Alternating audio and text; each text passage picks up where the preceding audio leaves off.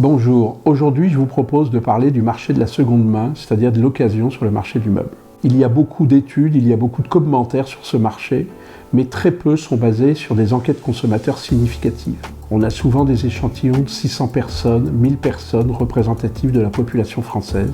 Mais pour parler du marché de la maison et du marché du meuble, il faut des échantillons beaucoup plus importants et il faut surtout des différenciations sur les propriétaires et les locataires et sur les maisons et les appartements, puisque nos modes d'habiter sont très différents selon que l'on est propriétaire ou locataire. C'est pour ça qu'en 2022, l'IPEA réalise une énorme étude sur ce marché de l'occasion avec un échantillon de 3000 ménages. Et ce que l'on souhaite savoir, c'est les achats d'occasion, bien entendu, mais surtout l'attitude du consommateur par rapport à la seconde main. Puisque ce marché de la seconde main explose, et donc on voit bien dans nos enquêtes qu'en 2021, 1 million de Français avaient acheté au moins un meuble d'occasion et qu'en 2022, ils étaient 1,5 million à souhaiter acheter du meuble d'occasion. À ceci s'ajoute l'arrivée au 1er janvier 2022 de la loi AGEC qui impose aux distributeurs de reprendre un meuble pour un meuble vendu.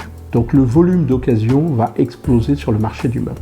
Face à cette situation, il y a des risques et des opportunités. Le risque, c'est de voir déferler une quantité importante de meubles d'occasion et donc sur le marché de l'équipement des ménages, que le neuf soit en concurrence directe avec l'occasion. Sur les opportunités, il y a une véritable opportunité de déstocker l'ensemble des maisons et appartements des Français, de faire de la place pour libérer de la place pour l'arrivée de nouvelles solutions d'agencement de l'intérieur des Français. Cette étude que vous voyez très importante va être disponible à partir de mi-juillet 2022 et vous pourrez retrouver le bon de commande sur le site internet ipea.fr. Voilà pour aujourd'hui.